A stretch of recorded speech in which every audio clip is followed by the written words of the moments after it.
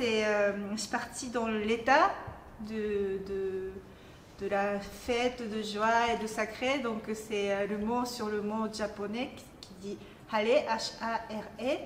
Donc c'est le moment de... Il y a un moment quotidien comme ça, c'est le moment extraordinaire. On peut faire la fête, on peut le nouvel an. Et après, il y a le moment ordinaire qui reprend. Et puis, il y a toujours dans l'année, il y a des moments d'extraordinaire. Donc, je cherchais cet état-là. Je me dis, ça va être solo, donc je vais être tout seul. Mais j'ai envie d'embarquer plein de gens avec moi. Et donc, une idée que j'ai eue, c'est de demander des musiques. Quelle musique qui me met dans cet état-là? J'ai fait un mail aux amis, aux familles, des gens importants pour moi dans ma vie. Donc, vous pouvez demander, donc j'ai expliqué qu'est-ce que c'est Hale et tout. Donc, c'est quelle musique qui me met dans cet état-là. Donc, j'ai reçu 345 musiques, 27 heures d'enregistrement en tout, je pense. Et donc, à partir de ça, j'ai fait un montage qui dure une demi-heure maintenant. C'est des morceaux que tu as mélangés? Ouais, j'ai fait une espèce de collage. D'accord. J'ai fait le patchwork, disons.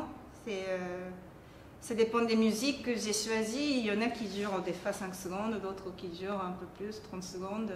En tout cas, j'ai fait à côte à côte. En fait, j'ai fait une liste avec des vitesses, des tempos de musique. Donc, j'avais une liste de plus long à plus rapide. C'est quoi l'engagement de ton corps par rapport à cette solo que tu fais et la place aussi de tes origines japonaises?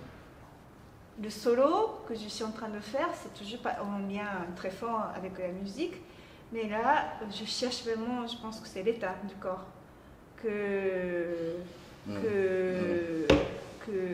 c'est pas seulement la musique qui me porte dans cet état-là, mais je cherche mon état de sacré au début, par exemple, mon état de joie. Je ne sais pas comment je vais y arriver, mais là, je pense que c'est une chose que j'avais envie de faire depuis toujours.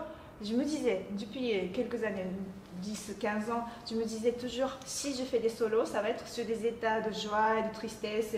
Que c'est vrai qu'en tant que japonaise, le buto que j'ai connu en France permis de comprendre pourquoi au Japon on parle tant de choses avec les images. On parle beaucoup d'images et on parle beaucoup de sentiments aussi chez nous.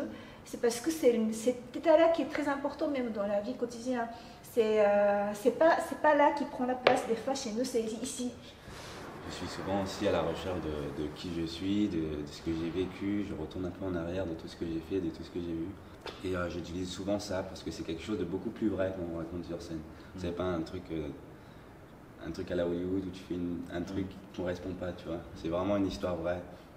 Et ça, on le ressent beaucoup plus en étant sur scène, à sortir vraiment tout ce travail d'émotion-là.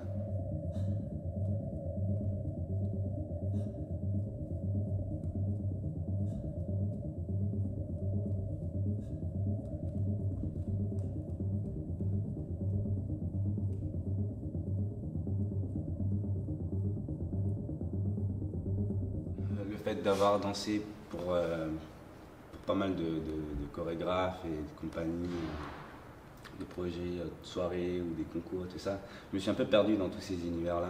Moi, j'avais fait ce travail-là de vraiment m'imprégner de chaque personne, de chaque chorégraphe, de chaque mouvement, de leur attitude et tout ça.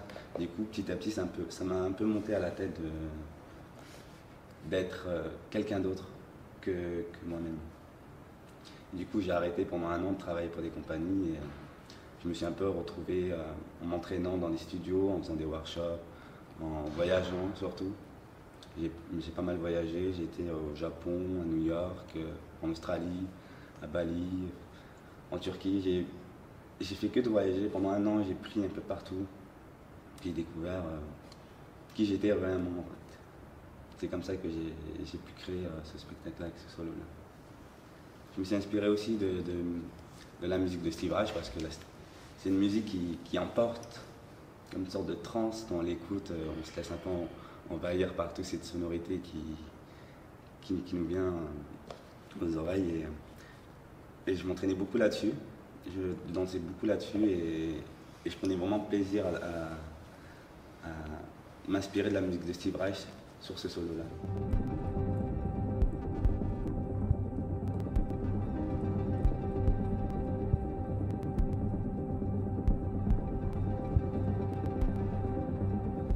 solo-là, en fait, ce que j'ai appris, c'est qu'on peut faire de belles choses avec des choses très simples. Parce qu'avant ça, dans toutes les compagnies pour qui je travaillais, c'était que de la performance physique. Il fallait que je tourne sur la tête, il fallait que je fasse un salto, il fallait que je fasse un porté, il fallait que... Du coup, on s'usait à faire des choses pour plaire aux autres, mais pas à nous-mêmes. Et dans ce solo-là, ben, j'ai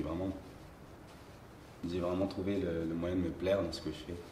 Être seul sur scène pendant 45 minutes, essayer de tenir le public, pour moi, c'était vraiment le défi. J'avais jamais fait ça. Et c'était dur. J'accorde beaucoup d'importance à l'objet, parce que aux objets, j'ai dit que les objets sont aussi des corps pour moi. C'est des corps qui m'accompagnent sur scène, qui m'accompagnent dans la performance, qui m'accompagnent dans la danse. Ces objets sont toujours sacrés. Je leur accorde beaucoup d'importance, beaucoup de valeur. La valeur que j'accorde aux objets, c'est cette valeur que je souhaiterais que le public aussi voit cette valeur, comment cet objet est rempli de puissance, comment je peux charger un objet, comment je peux donner une nouvelle vie, une autre vie à des objets. Cet objet qui est un corps, il est à la fois aussi un esprit. C'est des objets qui peuvent peut-être bouger, qui peuvent parler, mais ce que je recherche dans les objets, dans un objet, j'aimerais bien que cet objet arrive à me remplacer peut-être. Quand mon corps ne fait rien, quand je ne suis pas dans l'action, quand il n'y a pas des actes, cet objet arrive à vivre.